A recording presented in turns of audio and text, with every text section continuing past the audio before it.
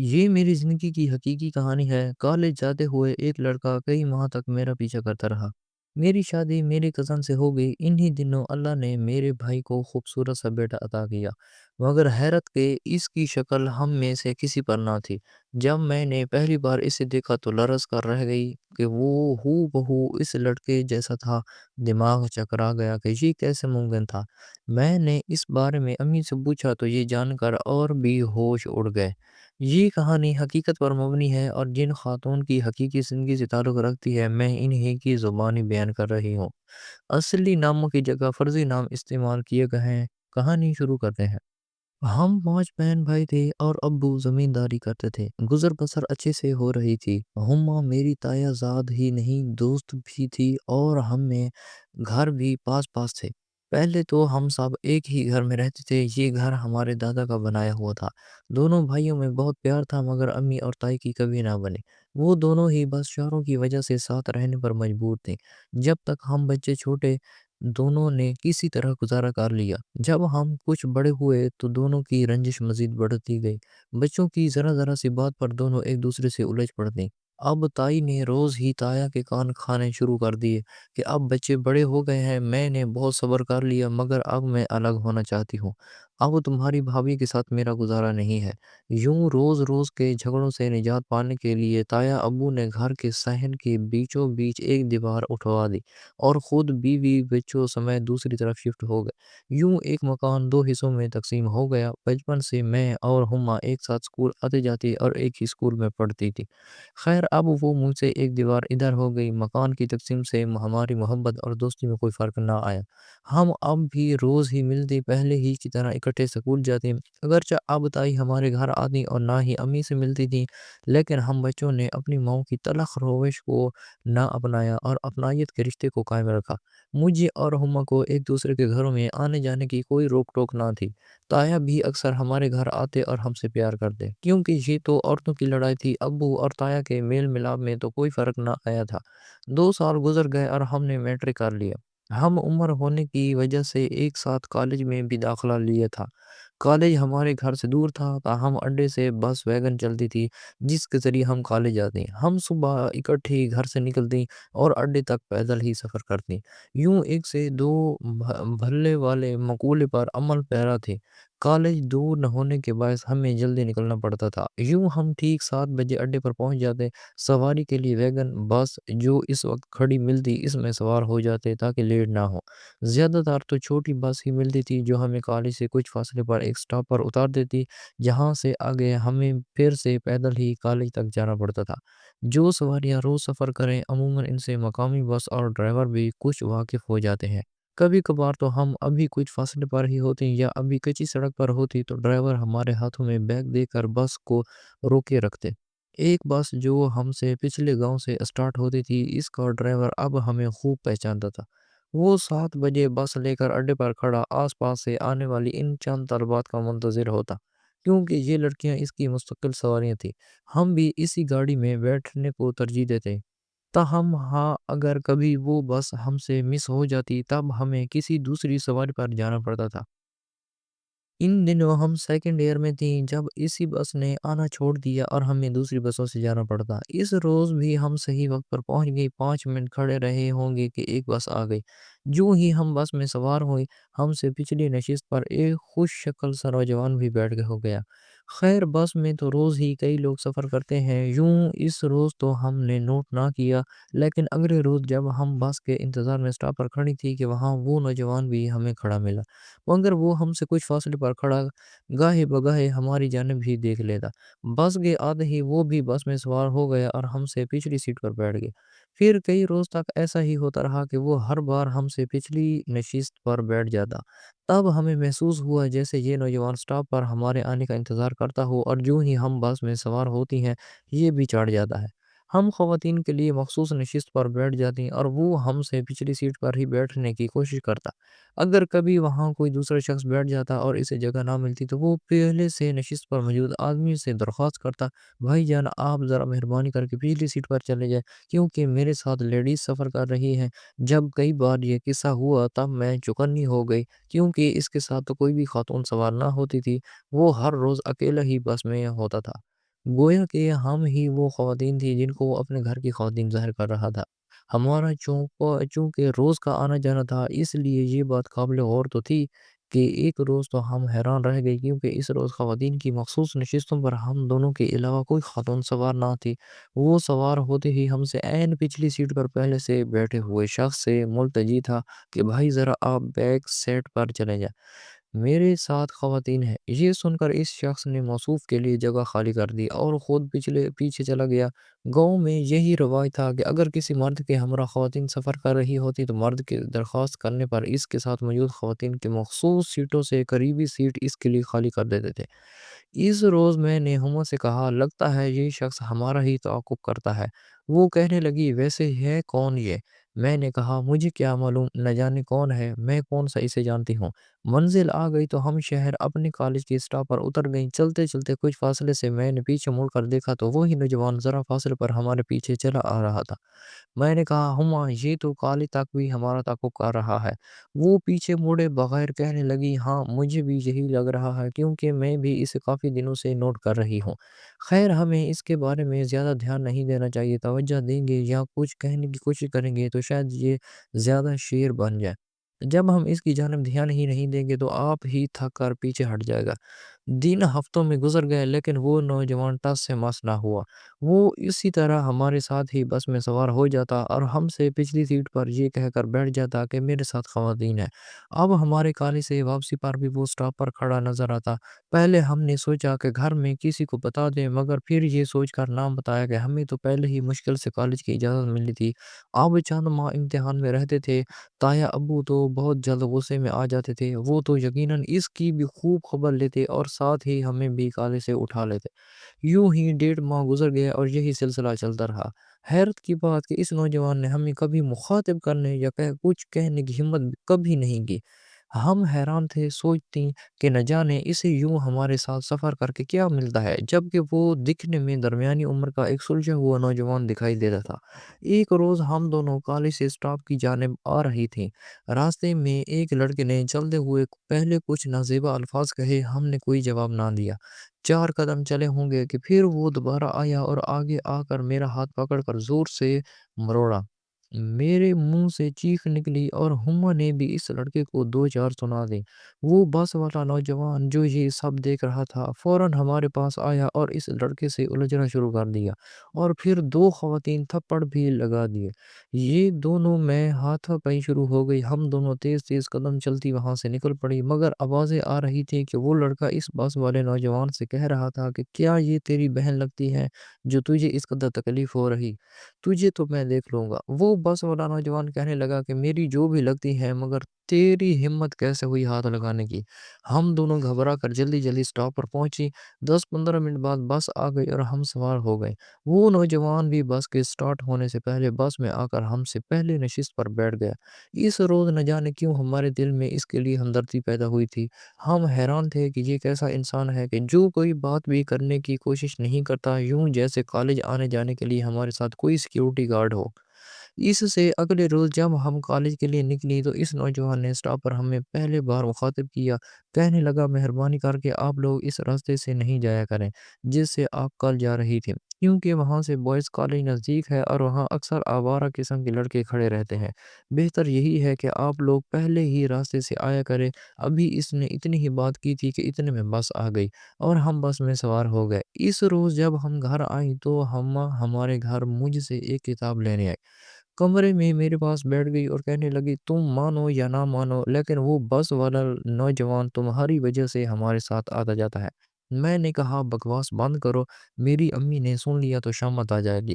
پھر وہ کہنے لگی، صحیح، میں نے اس کی آنکھوں میں تمہارے لیے محبت دیکھی ہے۔ میں نے کہا، بس کرو ہما، اگر دیکھی بھی ہے تو مجھے کیا پرواہ، جانتی تو ہو کہ میں پہلے ہی سے بوک ہوں۔ بتاتی چلوں کہ میری منگنی میری خالہ کے بیٹے عدنان سے ہو چکی تھی۔ مجھے عدنان سے محبت یا ایسے کوئی جذبات تو نہیں تھی، لیکن میں اسے ناپسند بھی نہ کرتی تھی۔ یہ رشتہ میرے والدین کی مرضی سے ہوا تھا اور میں اس سے مطمئن تھی۔ پیپرز کے بعد میری شادی ہونا طے پائی تھی۔ وقت گزرتا رہا اور ہمارے پیپرز ہو گئے اور میں گھر بیٹھ گئی۔ والدین نے میری شادی کی تاریخ رکھ دی۔ گھر میں شادی کی تیاریاں ہونے لگی۔ کچھ باتوں پر تائی لوگوں سے ہماری پھر سے بگڑ گئی۔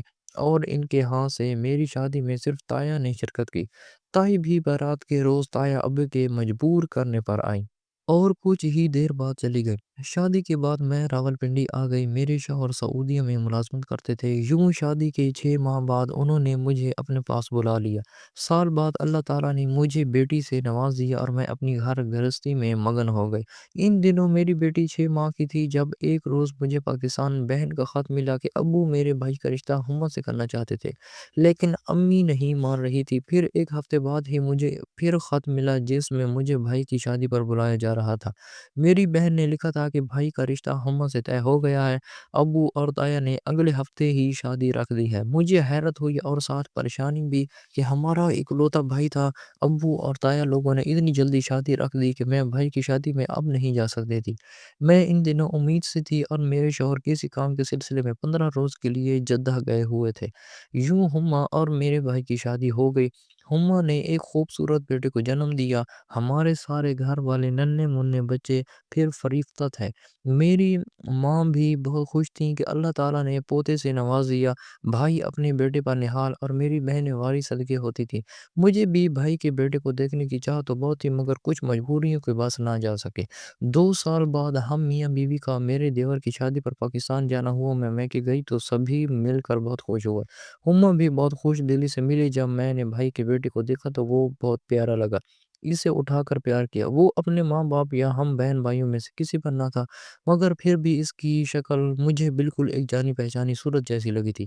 میرا دل ڈر سا گیا، نہ جانے مجھے کیا ہوا کہ میں نے بچے کو پاس بیٹھی ہما کو پکڑا دیا، کیونکہ وہ ہو بہو اسی جانی پہچانی صورت کی کاپی تھی۔ کوئی کسی سے اتنی مماثلت کیسے رکھ سکتا ہے؟ انسانوں کی شکلیں ایک دوسرے سے ملتی ہیں مگر حیران تھی کہ اتنی زیادہ، کہ یوں لگ رہا تھا اسی انسان کا بچہ بنا دیا گیا۔ اس کی صورت واضح طور پر اس حقیقت کو منکشف کر رہی تھی کہ اس کا اس صورت سے ضرور کوئی گہرا تعلق تھا۔ میری اس وقت کیفیت بہت عجیب تھی کہ دل میں طرح طرح سے وسوسے جنم لے رہے تھے، لیکن اس بچے کو دیکھ کر اب میں دھوکہ نہیں کھا سکتی تھی۔ باقی گھر والے تو دھوکہ کھا سکتے تھے لیکن میں بھلا سب جانتے بوجھتے کیسے دھوکہ کھا سکتی تھی؟ سچ کہوں تو میں اس بچے کو دل سے پیار نہ کر سکی، ورنہ تو مجھے کتنے چاؤ تھے اپنے لاڈلے بھتیجے سے ملنے کے۔ میں 4 ماہ میکے رہی، میرا دل اسے اپنا قبول ہی نہ کرتا تھا۔ سوچتی تھی اے کاش میں کبھی اس تعاقب کرنے والے نوجوان کو نہ دیکھتی تو شاید میں اس الجھن کا شکار نہ ہوتی۔ میں ہما کے ساتھ بھی اب واجبی سا تعلق رکھتی۔ مجھ سے عجیب سی بیزاری محسوس ہوتی جس کی وجہ سے صرف وہی جانتی تھی۔ باقی گھر والے تو اس کی وہی عزت و تکریم دے رہے تھے کہ جو اس رشتے سے اس کو ملنی چاہیے تھی۔ اس سے بہت پھیکا سا تھا۔ امی مجھے کہتی تھیں تم کیوں اپنی تائی بنتی جا رہی ہو؟ ہما سے تو تمہاری بہت دوستی تھی، اب تمہاری بھابھی بن گئی تو آخر کیوں اتنا لیے دیے رہتی ہو؟ کیا تم روایتی نن کا رول ادا کر رہی ہو؟ تم نے کچھ دیر ہی تو یہاں رہنا ہے، اس کے ساتھ ہنسا کھیلا کرو۔ اور میں جواب دیتی ہاں امی، اب آخر اس کی نند بھی تو بن گئی ہوں، پھر نند والا سلوک کیوں نہ کروں۔ 4 ماہ بعد میں واپس آ گئی۔ ہما نے 2 اور بچوں کو بھی جنم دیا کہ جو مجھے بہت پیارے لگتے۔ ان کو دیکھ کر دل کو ٹھنڈک محسوس ہوتی کہ وہ میرے اپنے ہیں، مگر اس کے پہلے بیٹے کو دیکھ کر میں پریشان ہو جاتی، دل میں چبھن سی ہونے لگتی۔ اب میں اس حقیقت سے پردہ اٹھانا چاہتی ہوں کہ آخر ایسا کیا ہوا کہ جس نے مجھے ہما سے اتنا دور کر دیا تھا۔ دراصل جن دنوں ہم کالج جاتے تھے اور وہ نوجوان کہ جس کا نام عادل تھا ہمارے ساتھ سفر کرتا تھا، جیسے میں نے بتایا تھا کہ اس نے ہماری خاطر اس آوارہ لڑکے سے لڑائی کی تھی۔ ہما نے اس روز مجھ سے جب یہ کہا کہ وہ نوجوان تم سے محبت کرتا ہے تو بھی میں نے اس کی باتوں کو سیریس نہیں لیا۔ ظاہر کہ مجھے اس نوجوان میں کوئی دلچسپی نہ تھی، میں تو اپنے والدین کے لیے گئے رشتے سے خوش تھی، مگر اس کے بعد سے میں نے نوٹ کیا کہ ہما اس نوجوان کے بارے میں بہت مضطرب سی ہو گئی تھی۔ بار بار میرے سامنے اس کا ذکر کرتی، جب ہم بس سے اتر کالج کی راہ لیتے تو بھی وہ بے قراری سے پلٹ پلٹ کر پیچھے دیکھتے جیسے اسے ڈھونڈ رہی ہو۔ اگر ہمارے پیچھے وہ نوجوان آ رہا ہوتا تو اور زیادہ مضطرب ہو جاتے، یوں جیسے اس کی حرکات و سکنات اس کے کنٹرول سے باہر ہوتی۔ کبھی نقاب الٹی اور کبھی گرا دیتی، دھیان کہیں ہوتا، قدم کہیں پڑتے، کالج میں بھی کسی اور بھی دنیا میں دکھائی دیتی تھی، ہر دم جیسے اسے چھٹی کا انتظار ہو کہ ہم یہاں سے جائیں اور وہ نوجوان نظر آئے۔ وہ میری ہمدم دیرینہ تھی، تایا ذات بھی تھی۔ میں اچھی طرح جان گئی تھی کہ وہ اس شخص میں دلچسپی لے رہی ہے۔ اگر میں اسے سمجھانے کو کچھ کہتی تو وہ آگے اسے جواب دیتی کہ چھوڑو، تم جیسا تم سوچ رہی ہو ویسا کچھ نہیں ہے۔ اگر انسان خوش رہنا شروع کر دے تو اس کا یہ ہرگز مطلب نہیں کہ وہ کسی میں دلچسپی لے رہا ہے۔ اور جہاں تک رہی اس نوجوان کی بات، تو لڑکے تو یوں ہی لڑکیوں کے پیچھے لگ جاتے ہیں، اب لڑکیاں بھلا کیا کریں؟ اور ہمیں بھی کیا لینا دینا اس سے؟ اسے یوں کرنے سے منع کریں گے یا گھر میں کسی سے شکایت کریں گے تو میں ہماری اپنی ہی بدنامی ہوگی، اور ہمارا تو روز کا آنا جانا ہے۔ جب کبھی گھاس ہی نہیں ڈالیں گے تو آپ ہی کسی نہ کسی دن پیچھا چھوڑ دے جائے گا، اور ہم نے بھی تو پیپرز کے بعد کون سا یوں اکیلے سفر کیا کرنا ہے۔ بس کالج گیا تو یہ قصہ بھی گیا۔ میں نے بھی سوچا کہ ٹھیک کہتی ہے، چند ماہ بعد پیپرز ہیں، مگر سوچا بھی نہ تھا کہ میری عزیز جان کزن مجھ سے یہ کہہ کر کہ وہ نوجوان تمہیں پسند کرتا ہے، اچانک ہی یو ٹرن لے گی اور مجھ سے اپنی راہ الگ کر لے گی۔ قصہ مختصر، رفتہ رفتہ یوں ہونے لگا کہ وہ مجھ سے دور دور رہنے لگی، یوں جیسے اسے اب میرا ساتھ اچھا نہ لگتا ہو۔ وہ اکثر کالج کے لیے گھر سے دیر سے نکلنے لگتی، میں اس کا انتظار کرتی رہتی، مگر وہ جان بوجھ کر لیٹ ہونے کے باعث مجھے بھی لیٹ کروا دیتی۔ مجھے کہیں کہتی کہ تم چلی جاؤ، میری وجہ سے لیٹ مت کو، میں آ جاؤں گی۔ جب کافی روز تک اس کے یہی ڈرامے رہے تو میں بھی مجبور ہو گئی کہ خود ہی چلی جاؤں۔ مجھے تو اپنی اسٹڈی بھی تو عزیز تھی۔ کچھ دن میں نے اس کی وجہ سے برداشت کیا، لیکن روز روز کالج کی ڈانٹ کون سہتا، کیونکہ اب ہمیں پہلے لیکچر میں شاذ و نادر نادر ہی پہنچ جاتے، اسے ختم ہونے میں 5-10 منٹ ہی رہتے ہوتے جب ہم پہنچتے۔ یوں لیکچرر سے بھی سننی پڑتی اور سیکیورٹی گارڈ بھی باتیں سنا کر بہت منٹوں کے بعد گیٹ کھولتا۔ ڈانٹ تو ہما کو بھی پڑتی تھی، لیکن عشق کے بہت کے سبب اس پر کوئی اثر نہ ہوتا تھا۔ ان کے گھر میں تائی کو تو ویسے ہی ہم آنکھ نہ بھاتے، اس لیے ان سے بھی کچھ کہنا نہ چاہتی تھی کہ وہ تماشا لگاتے تھی۔ مجبور اب میں نے اس کا انتظار کیے بغیر ہی وقت پر کالج کے لیے گھر سے نکلنا شروع کر دیا۔ وقت مقرر پر کالج کے روانہ ہو جاتی، ہما روز کلاس میں کافی دیر سے آتی، روز جرمانہ ادا کرتی، ڈانٹ کھاتی اور کئی بار تو کلاس سے باہر بھی کھڑی رہتی، مگر اس کے معمول میں کوئی تبدیلی نہ آئی تھی۔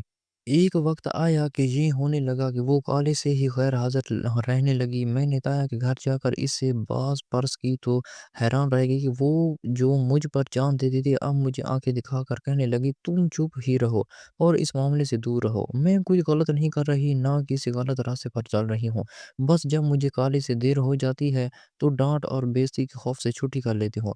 تم اتنی میری ہمدرد ہو، تم مس کو کہہ دیا کرو کہ وہ بیمار ہے اس لیے نہیں آئی، اور ہاں میری امی کو اس بارے کچھ مت بتانا۔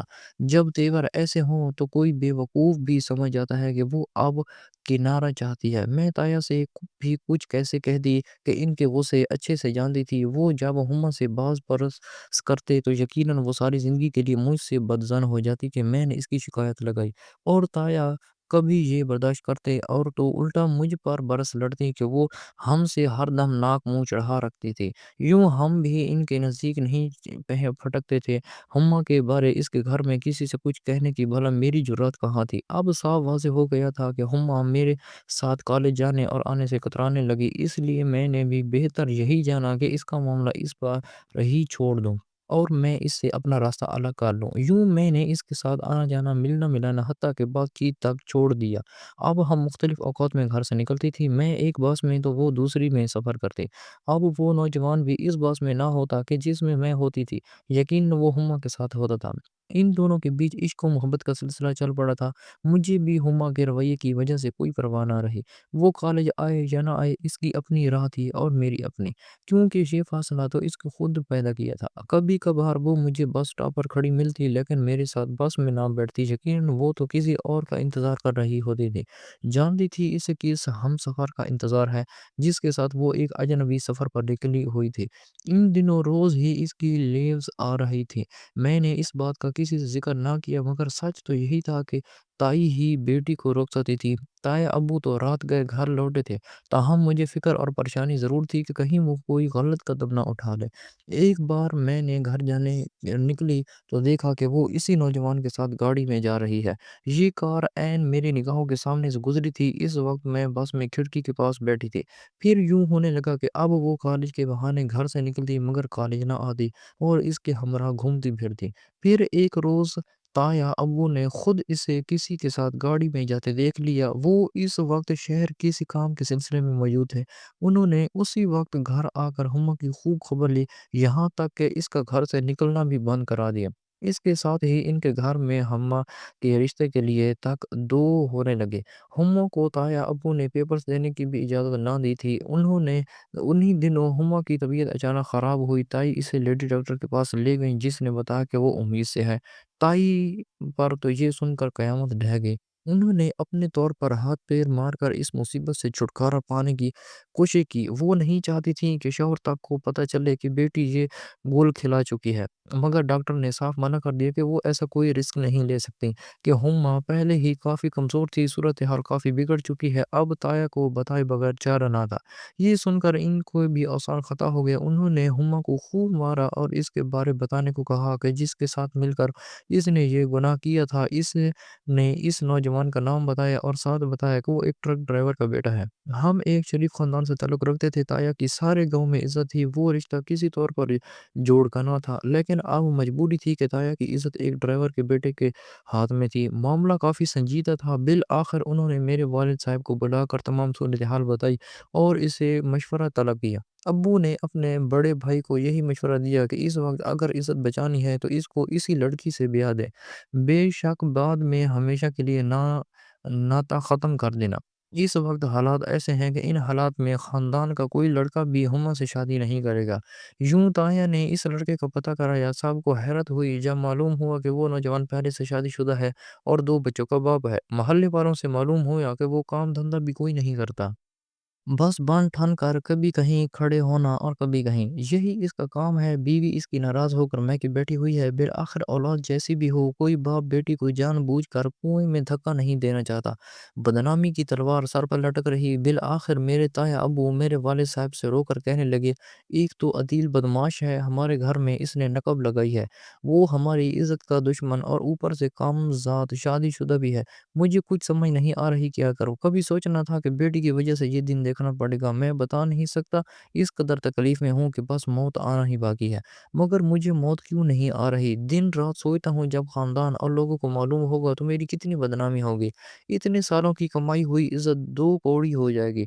सोच रहा हूँ वो दिन देखने से बेहतर है कि मैं इससे पहले ही हुम्मा को ज़हर दे दूँ। तुम क्या कहते हो? क्या हम हुम्मा को ज़हर ना दे दें?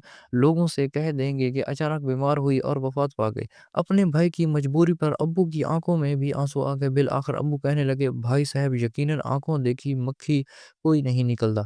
मगर तुम मेरे भाई हो और तुम्हारी हालत और मजबूरी पर मेरा भी कलेजा घसीटता है। तुम फ़िक्र नहीं करो, हुम्मा की शादी बिलाल से कर देते हैं।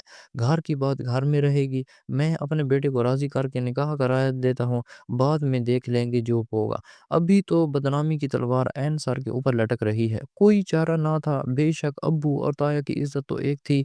अगर बदनामी होती तो सभी के मुँह पर कालक लगती। हुम्मा को मौत के घाट उतारने का भी किसी में हौसला ना था। यूँ मेरे वालिद ने घर में किसी को कुछ ना बताया और ये राज़ सीने में छुपा लिया कि इनकी भतीजी उम्मीद से है। यहाँ तक मेरे भाई तक को कुछ ना बताया। बस यही कहा कि भतीजी को बहू बनाना मेरी दिली ख्वाहिश है। यूँ 1 हफ़्ते बाद ही झटपट हमारा निकाह मेरे भाई बिलाल से करा दिया गया कि जो अभी पढ़ रहा था। बिलाल भी हैरान था कि अब्बू को क्या हो गया है, यूँ अचानक मेरी शादी रख दी, आखिर क्यों? इन्हें इस कदर जल्दी पड़ी है। यूँ ताया की तबीयत का बहाना बनाया गया कि वो बीमार रहते हैं। वो वावेला करता रह गया कि मुझे तालीम तो मुकम्मल कर लेने दें। मगर अब्बू ने एक ना सुनी, कहा कि बस मेरी मानोगे, तालीम का क्या है, वो तो मुकम्मल होती रहेगी। वो तो अपनी तरफ से ख़ानदान की इज़्ज़त बचा रहे थे कि जिसके लाले पड़े थे। हुम्मा शादी होकर ہمارے گھر آ گئی، تائی کو بھی گھٹنے ٹیک دینے پڑے، ورنہ وہ کب ہمارے گھر سے رشتہ جوڑتی۔ ان کا سارا غرور خاک میں مل گیا۔ اب وہ امی سے جھک کر ملنے لگی کہ شاید انہیں بھی خوف تھا کہ ان کی بیٹی کا کسی طور پر گھر اور عزت بچ جائے۔ مگر دوسری طرف میری امی حیران تھی کہ جیٹھانی کو کیا ہو گیا ہے، یہ کیسا معجزہ ہو گیا ہے کہ ہمیں رشتہ بھی دے دیا اور اب واری صدقے بھی جاتی ہیں۔ وہ طوفان جس کی ابھی آہٹ ہی سنائی دی تھی ٹل گیا۔ ہمّا افسردہ ضرور تھی مگر ایک لفظ نہ بول سکتی تھی کہ اس کا کیا کیا گیا ہے۔ سبھی نے بھگتا تھا۔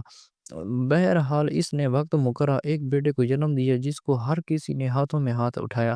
ہمارے گھرانوں میں اس حقیقت سے صرف 4 افراد ہی واقف تھے، تایا جی، ابو، تائی اور چوتھی میں تھی۔ حالانکہ مجھے کسی نے نہ بتایا تھا، مگر جب میں ہما کے بڑے بیٹے کو دیکھتی ہوں تو سوچتی ہوں کہ یہ میرے بھائی کی اولاد نہیں ہے اور ان کے ساتھ کتنا بڑا دھوکہ ہوا ہے کہ وہ اس بچے کو بھی اپنی اولاد سمجھ کر پال رہے ہیں۔ یہی سوچ میرے دل کو کچوکے لگاتی ہے اور کبھی کبھی مجھے ہما سے ہی نفرت محسوس ہونے لگتی ہے۔ اے کاش ہما کے قدم نہ بہکتے۔ یہ سب مجھے بعد میں ہما نے ہی بتایا تھا۔ ایک روز جب میرے رویے کے باعث وہ رونے لگی اور مجھ سے وجہ پوچھنے لگی کہ میں اس سے کیوں ناراض ہوں، تب میں نے اسے وہ بس والا قصہ یاد کروایا اور پوچھا کہ سچ بتاؤ تمہارا پہلا بیٹا میرے بھائی کی اولاد نہیں ہے نا؟ تبھی اس نے مجھے یہ ساری بات بتائی اور مجھ سے رو کر معافی بھی مانگی۔ میں نے بھی دل سے اسے معاف کر دیا۔ آج میرے ابو وفات پا چکے ہیں مگر انہوں نے کبھی یہ بات کسی پر آشکار نہ کی۔ تایا تائی کی بھی وفات ہو چکی ہے۔ میں نے بھی کبھی ہما کا راز کسی پر آشکار نہ کیا، یہاں تک کہ اپنی ماں اور بہنوں تک کو نہ بتایا۔ یہی سوچتی ہوں کہ وہ اب میری بھابھی ہے، جو اللہ کو منظور تھا وہ ہو چکا ہے، آخر میں کیوں اس کا پردہ چاک کروں؟ وہ آج بھی دل و جان سے میری عزت کرتی ہے اور مجھے بے حد چاہتی ہے۔ میں بھی اسے وہی مقام دیتا ہوں کہ جو ایک بھابھی کا ہوتا ہے۔ اللہ پاک سے یہ ہے کہ وہ بھی اس کی غلطی کو معاف فرما دے اور تمام بہنوں بیٹیوں کو نیک ہدایت دے کہ اولاد کی ایسی غلطیاں والدین کے لیے موت سے بدترین ثابت ہوتی ہیں۔ دوستو، اگر ہماری کہانی اچھی لگی ہو تو ویڈیو کو لائک کریں اور ہمارے چینل کو لازمی سبسکرائب کریں۔ اللہ حافظ۔